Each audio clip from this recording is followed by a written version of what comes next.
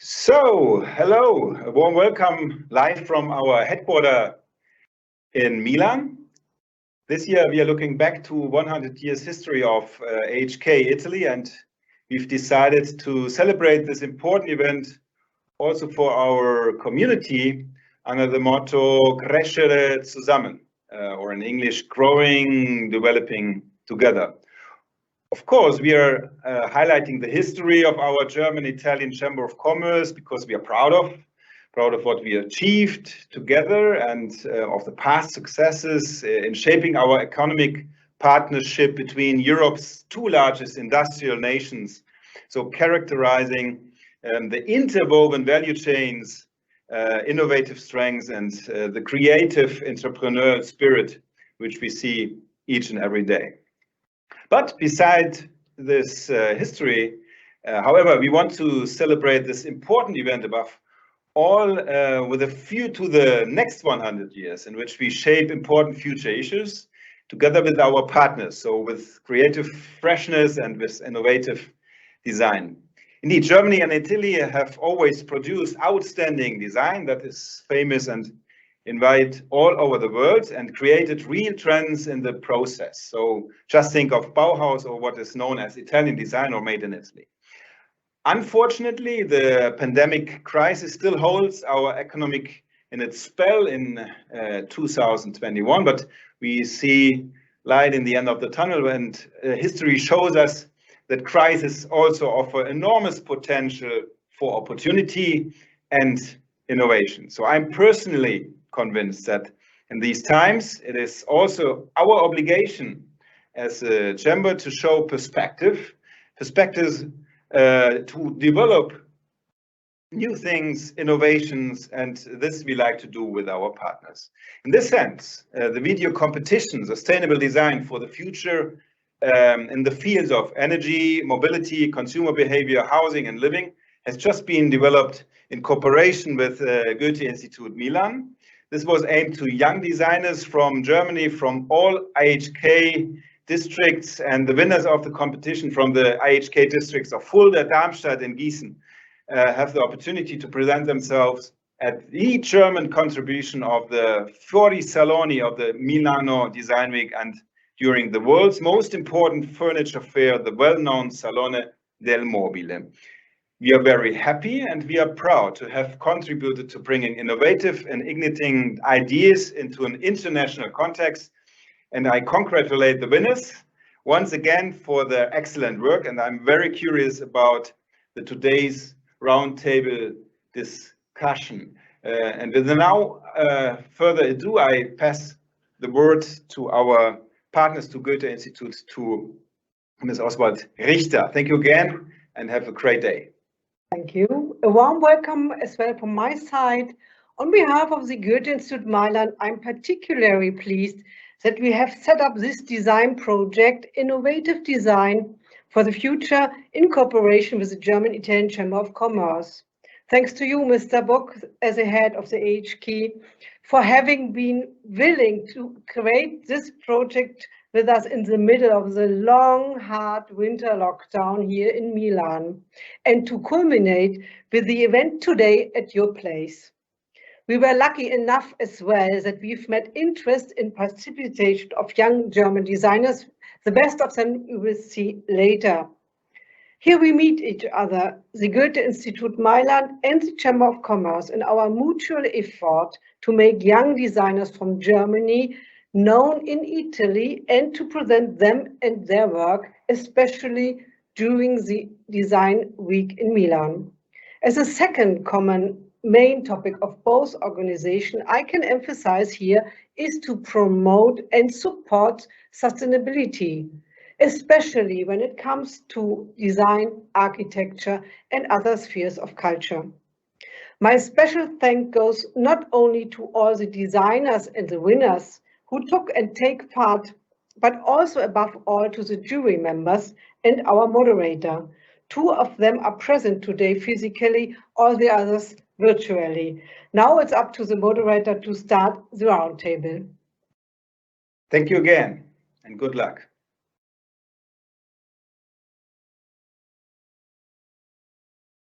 Hi everyone, and welcome to Sustainable Living, Innovating Design for the Future, an event promoted by AHK Italian and the Goethe Institute of Milan.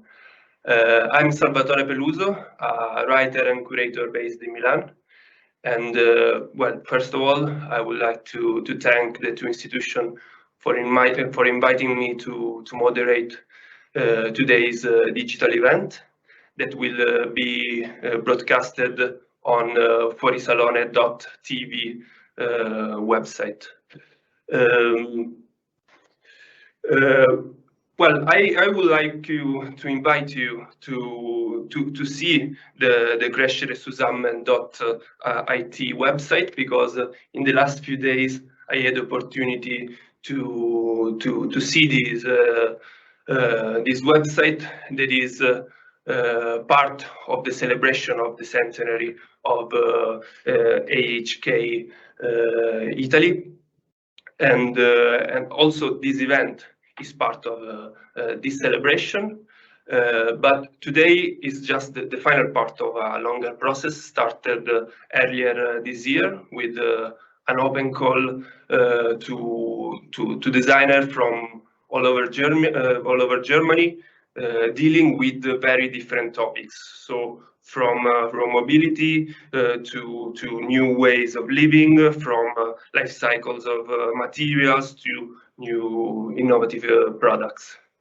From all the application, 6 videos, so 6 projects, 6 ideas were selected by a panel of experts that is made by Mr.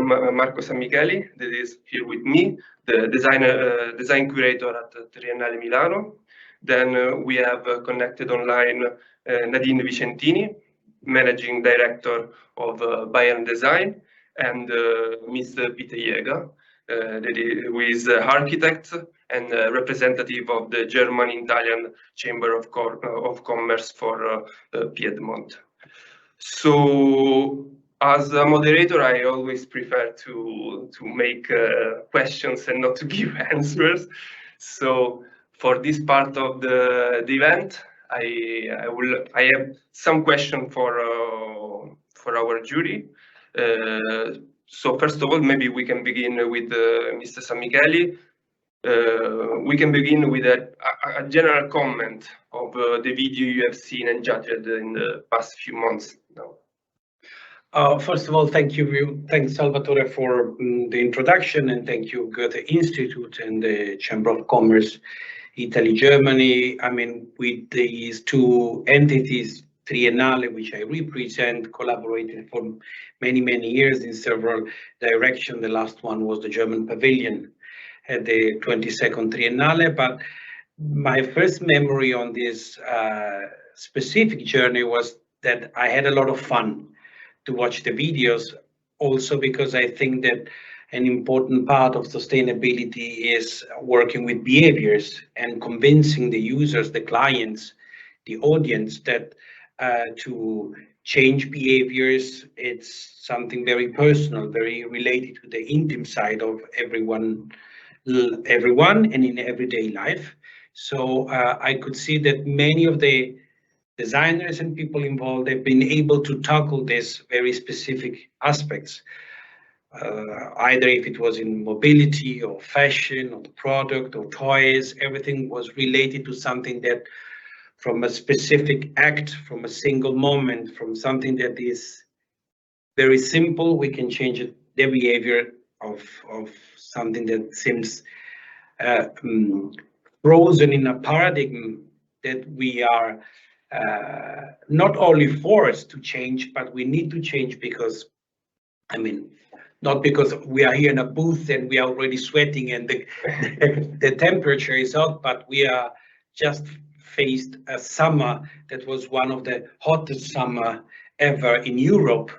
And so we are living a world that is really changing. I remember when I was at school and teachers were telling us young kids, like, okay, we are going to live soon in a planet Earth completely different from what your parents or grandparents used to live, and actually we are living the tragedy at the moment. So it's something that belongs to our generation, the time of change and the needs to change from single specific acts. So this is my first statement. Thank you, Marco. Thank you, Salvatore. I maybe also, Nadine Vicentini, can I ask you the same question, actually, a general comment on the video, the projects, the idea you've seen? Yes, of course. Thank you, Salvatore, and also thanks to all the organization team for this great competition, I think, which is very important nowadays. And I think the entries, pardon? I think the entries showed very well that designers play a particularly important role for the future, with their ability to challenge existing issues and to contribute ideas and solutions above and beyond. They generate a great impact for sustainability. And the contributions also showed the complexity of this topic. So circularity of design, the development and handling of materials and processes, cultural understanding, transformation of our behavior, and also the need of a new mindset within this process. And the designers of the different entries expressed a lot of passion for the topic and their projects, but reminded also of the responsibility for this profession and design in general. And some ideas are very inspiring and had a very good storytelling, especially by way of presenting them in a humorous and aesthetic way. So. Thank you, Mrs. Vicentini. Peter Jäger, do you want to add something? Yes, so hello also from my side. So thank you very much for this invitation to this really interesting competition. I have to say, first, of course, the team is absolutely important, because it's really, we are in a changement of the society. We need the changement of the society. This was already told by Nadine and Marco before. To me, so I was really amazed about the different videos, and I was very astonished about the professionality in the communication. What Nadine said before about the storytelling.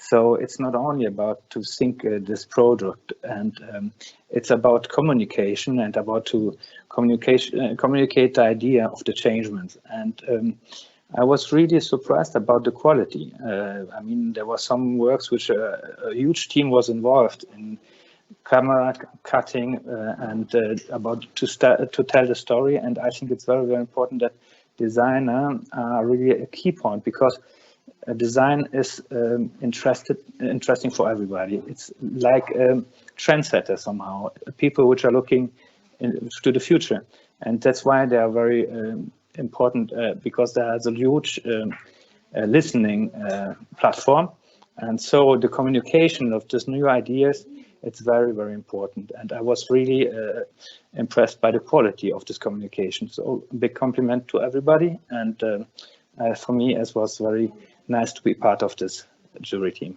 Thank you. Thank you, Mr. Jäger.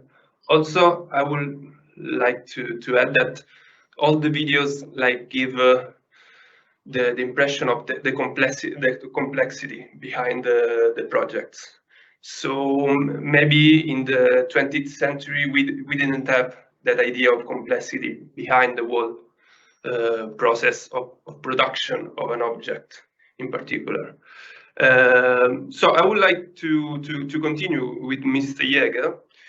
While I was preparing this conversation, I was reading a classic of the history of design by Mr. Renato De Fusco, that he saw the design as made as with 4 factors that are design, production, sale, and consumption.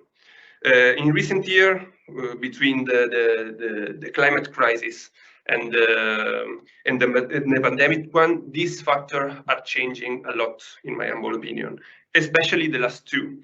So the sale and consumption of objects of the design. So I would like to ask you, Mr. Jäger, if you think that there are emerging interesting perspective in the world of design that this pandemic has accelerated.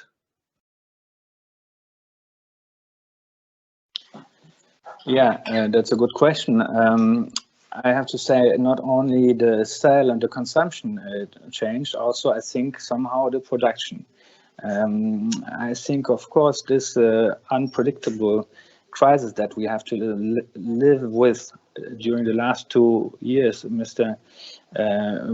Book already told. Now we see the light out of the tunnel, but it was very hard to everybody, and there was a lot of new questions coming out and to us which need new answers.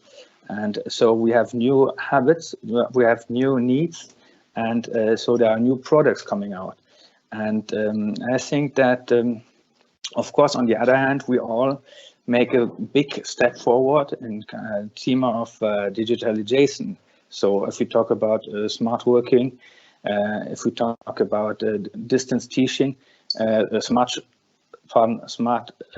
working, yeah, with the platform.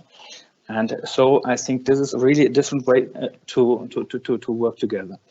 So what I see that, of course, also all the e-commerce industry increased a lot during the last 2 years. I mean, on one side we have this mass consumer promoted by Amazon services, but the people are coming much closer to the e-trading, and this brings together that out of this particular situation where new answers are asking by the market, there are a lot of designers which comes out with new products, and they are able today also not only to design them, but also to produce them. We have a lot of tools like 3D printing, laser cut, and really to make then also the packaging of this kind of new products and to promote them by themselves with marketing and with a good social media communication.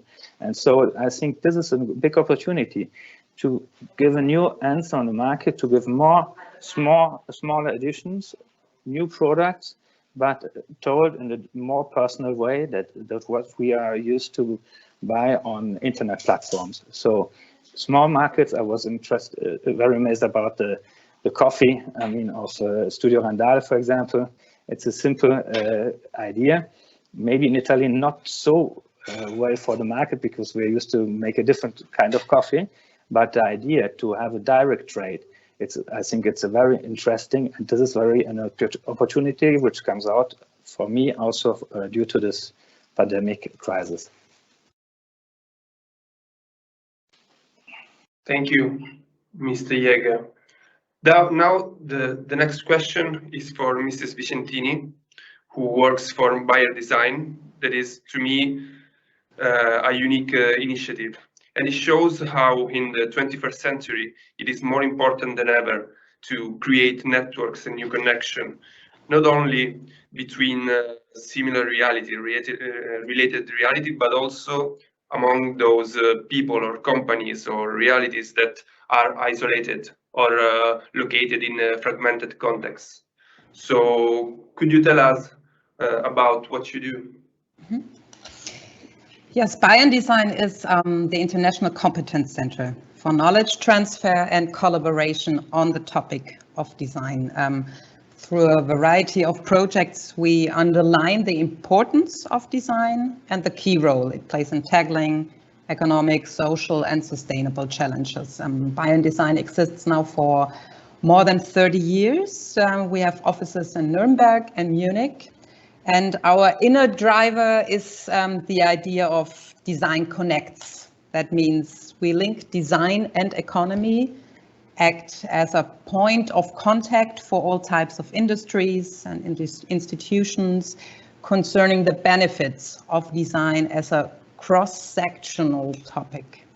And for us, it's important to promote networking between designers of all disciplines, companies, universities, institutions, and different associations. And the purpose of this kind of collaboration is to identify new perspectives within our complex transformation process and to increase also the awareness of design and its potential. I mean, we can't solve these huge challenges of our time alone. We have to do it together. So what do we do exactly? We host forums for entrepreneurs, design talks, lectures or workshops. We curate exhibitions like, for example, our booth Open-Minded to New Visions at the IAA Mobility, which takes place next week here in Munich. The storyline of our curated exhibition is the designer's mindset. So human-minded, holistic, visionary, agile and solution-oriented. And we combine this with showcasing examples from Bavaria-based companies, agencies and universities. And what else? We inform about current trends, topics, design as a location factor in Bavaria. And for example, we have another exhibition titled Sustainable Packaging at the Fachpack trade show at the end of September in Nuremberg. And there we present innovative ideas and concepts for this sustainable packaging created by designers from around the world. And we believe that smart design as a part of circularity opens up a host of new opportunities. And the aesthetics of good packaging design reflects the sustainable image of a brand. And one of our main events is the Munich Creative Business Week, the largest design event in Germany, which takes place every spring in Munich. This year we had our 10th anniversary. And as a platform, this Design Week gives companies and designers the opportunity to present themselves in a variety of events. And a couple of weeks ago, we launched the theme for 2022, which is Moving Horizons. And in the past year, we all had to learn how to deal with uncertainties, at times successfully, at times not so much. And we at the Munich Creative Business Week want to be a projection surface for all the issues that move us, that move society, and that we yearn for. And we do this together with our partners to discover new horizons. And last but not least, we support design funding by the state of Bavaria. And to a large extent, we are sponsored by the Bavarian State Ministry of Economic Affairs, Regional Development and Energy, but also by the members of the Association Biodesign Forum, which are different Bavarian companies, agencies, chambers of commerce, universities, and so on. So. Thank you, Mrs. Vicentini, on highlighting how important it is also to design systems, to design networks. That is actually what you, Marco, do with the Triennale in Milan. Also because in the last few years, the world design system has been radically changing direction towards a more conscious way of production. And for example, we have the new European Bauhaus project that is a proof of this. So can you tell us about the initiative, its ambition, and how Triennale Milano is responding to it? Oh yeah, networking, it became an infrastructure of the design business and of the design community more than ever. The new European Bauhaus was a surprising initiative launched by the European Commission last autumn. Actually, we were all very surprised in Triennale, so surprised that me and my president, Stefano Boeri, we decided immediately to respond to this call of President Ursula von der Leyen. And actually Triennale was the first European cultural institution to reply and start a series of conversation. And of course, because of the claim and the resonance of the old Bauhaus. By the way, I graduated at the Bauhaus Universität in Weimar in 2003, in 2003. So I felt very connected with this heritage. We immediately involved the Goethe Institute and started this conversation with Germany. And then we had France, Netherlands, Czech Republic, but also countries that they never had the Bauhaus tradition, such as Spain and also Italy. But actually, what this initiative, the main goal is to connect with the European Green Deal, and in 2030 to open it up, these kind of achievements to a wider community. And of course, the European Commission found out that the design community was the fertile one in order to imagine that this goal could add more than a single group of researchers of universities. So they started, and now the European Bauhaus involves several partners. Actually, Milano is the city in Europe with more official partners.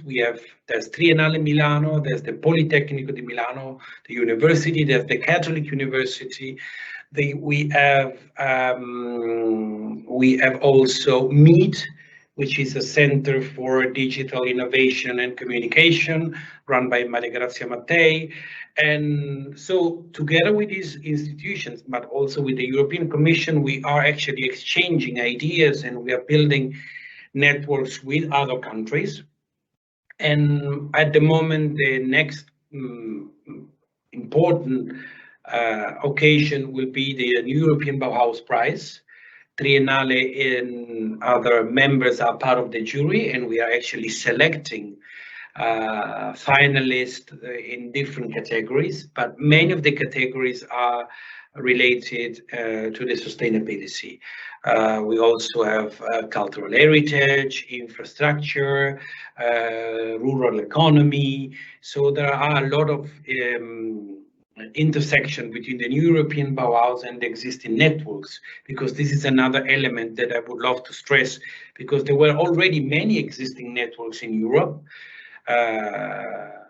where Triennale was able and is still able to embrace, but there were like the Erasmus, the Cumulus, and then we have a large amount of biennales and triennales and design weeks that are used to talk about sustainability and Green Deal. So we thought that an important statement for European Bauhaus was also to make these voices stronger and part of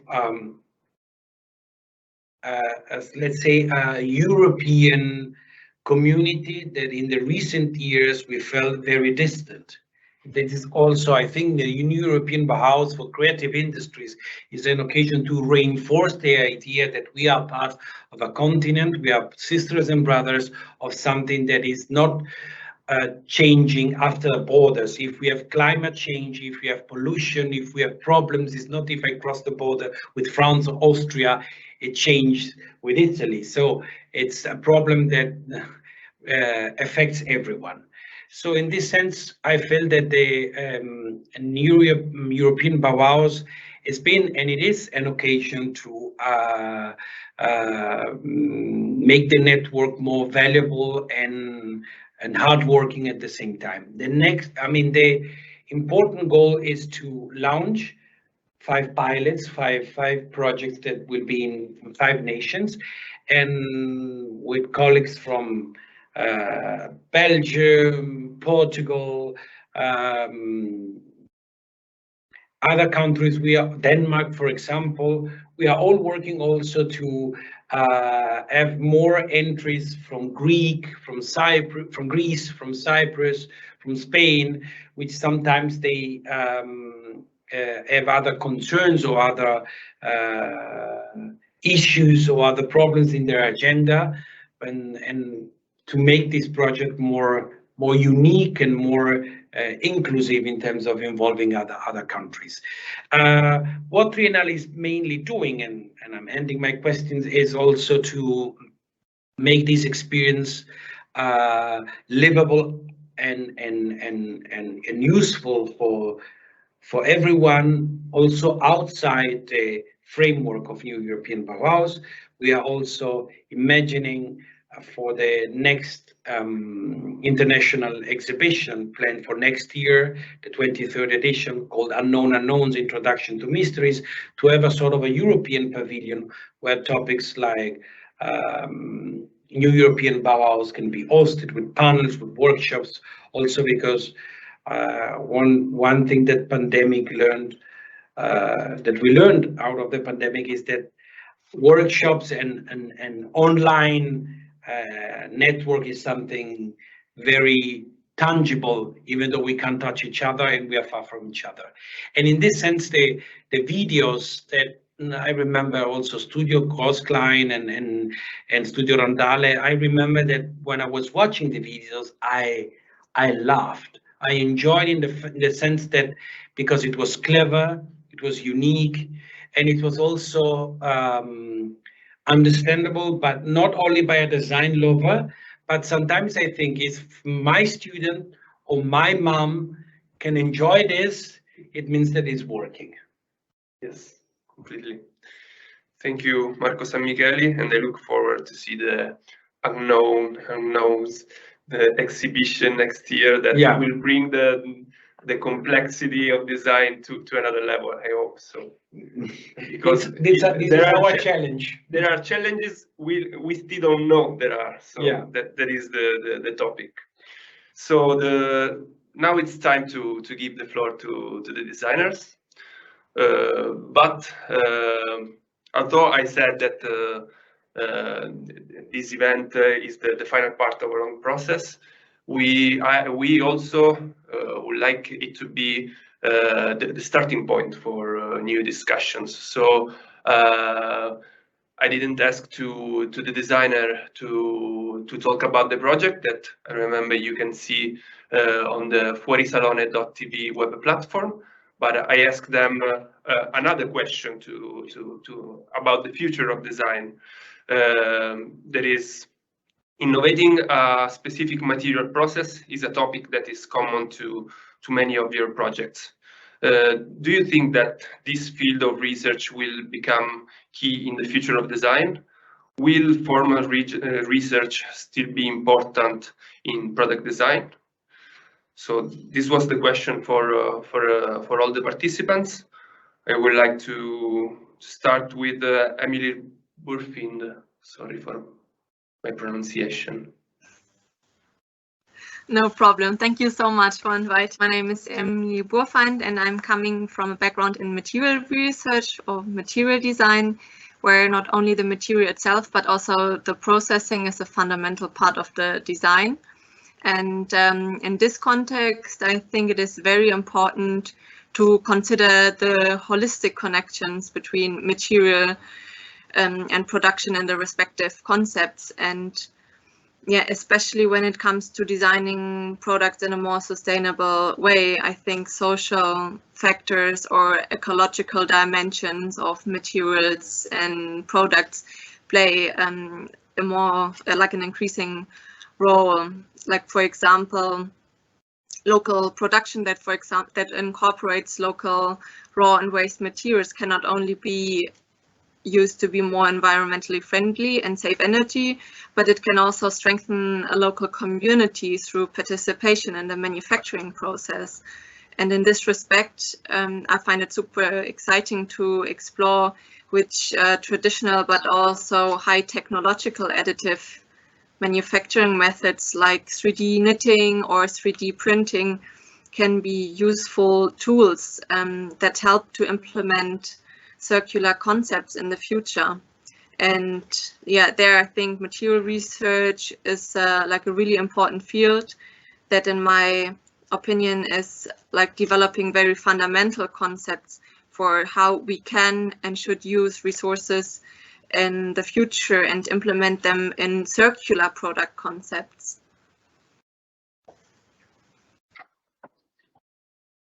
Thank you, Emily.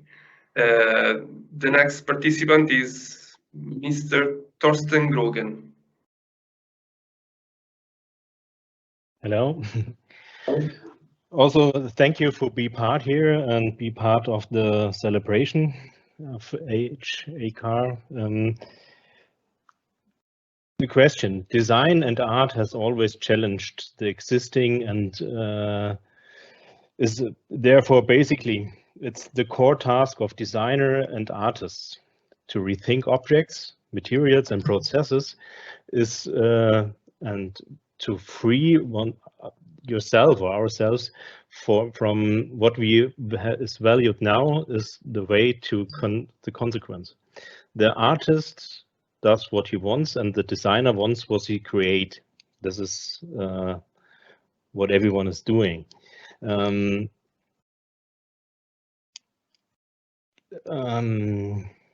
Finding his own term is the key. We have found our way to realize our abilities to design freely, based on disposal cups maybe, and the senseless throwing away. We have created a new product from this waste, and to use waste or to use materials, whatever is actual what you have around you, and design new things from this. This is the future for every one of us. To create a more sustainable Earth is a part of the future for everyone who's living on this Earth. So I think it's only design and only art and design together can change the world. Okay, thank you, Thorsten Grogen. And now it's the turn of Robbie Gerhardt from Studio Randale. Thank you, Salvatore. I think the question for us as an agency, we're a classical advertising agency based in Fulda, is quite hard to answer because normally we are not that involved in material research and we are more on the graphic and aesthetic ends of the design process. But I think with what we've heard of statements from the participants and from the jury, I think we can get a good view on what power design, even on a superficial level on the first side that advertising is, can have in order to change the world, and that changing process is something we've heard before from the other participants. I think what really came out to me from the statements was that design is sort of being responsible for the options you choose in your design process, and I also think that it's the point or the topic of being cross-sectional and design as, I think that's what Salvatore said, to design networks is quite important, because I think we can do it on our own, especially in advertising.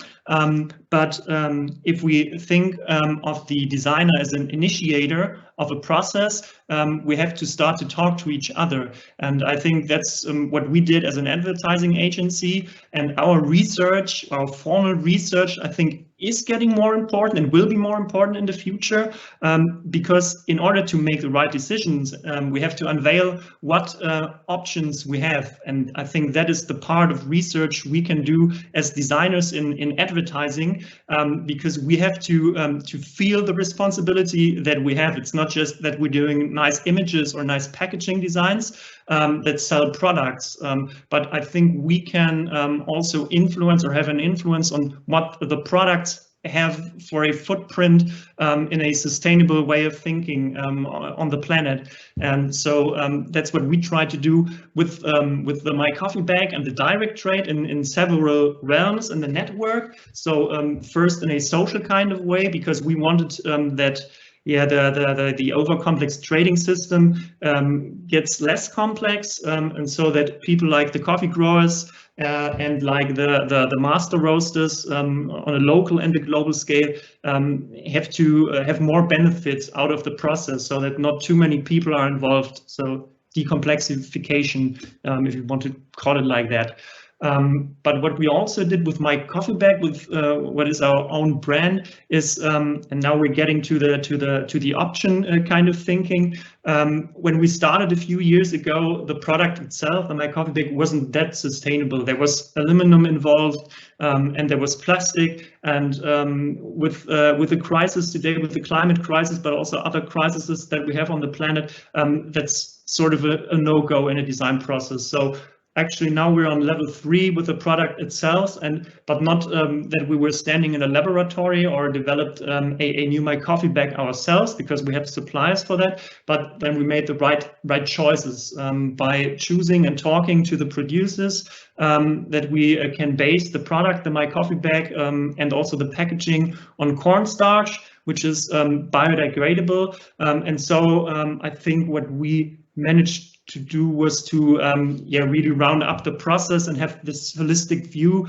that everybody here from the participants took himself or herself, and that we were talking about, and to be sort of a design initiator, the initiator of a process that takes the right options, and to create a product that also keeps asking itself in the future, am I still the right product, or are there new options perhaps? I think it's also an ongoing process. We can't stop with what we've done, because there's always something new. And I think that's why research is important, because we have to keep up to date, and we have to see what new options are there, choose them, and make every product better in every aspect of life and products. Yeah, so that's basically my point. And thanks again for the opportunity to take part, because this has already, I think, enriched our design process. And hearing these from all the other people is quite nice, and seeing all the nice products. And yeah, that's it from Studio Randale. Thank you. Thanks to you, Robbie, and for your valuable contribution to this initiative. And now it's the time of Studio Grosch Klein.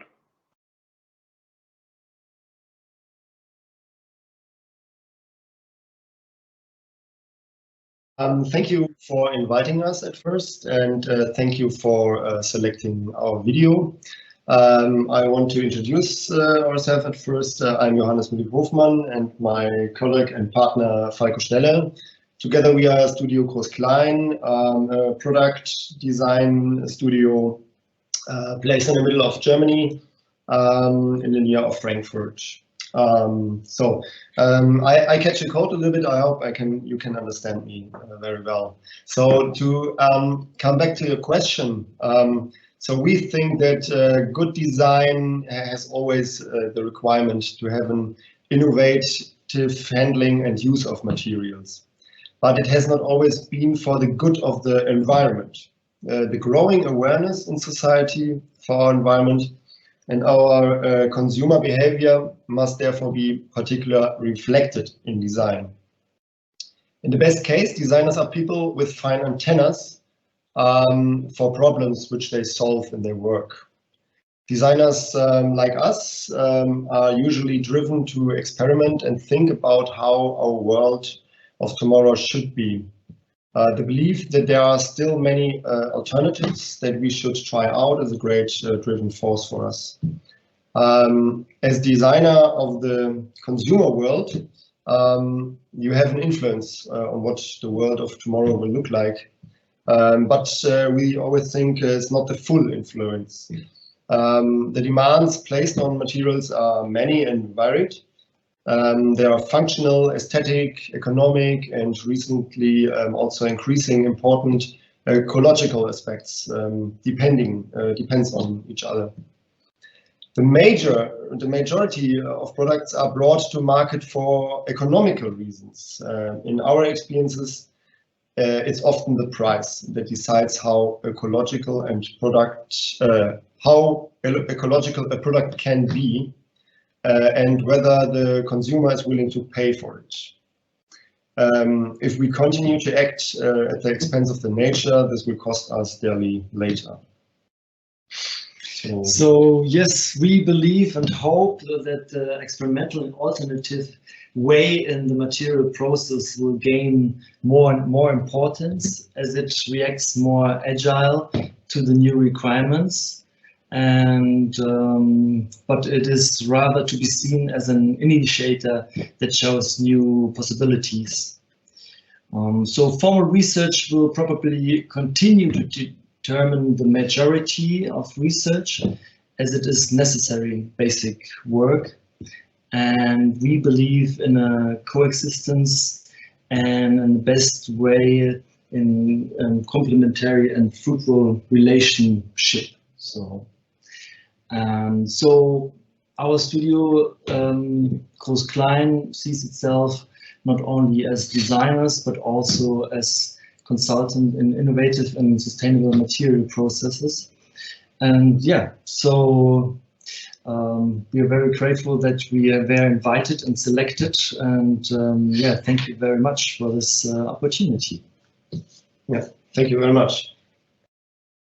Well, this was the last contribution from the participants, and now it's time to say thank you to the participants also who applied and wasn't selected.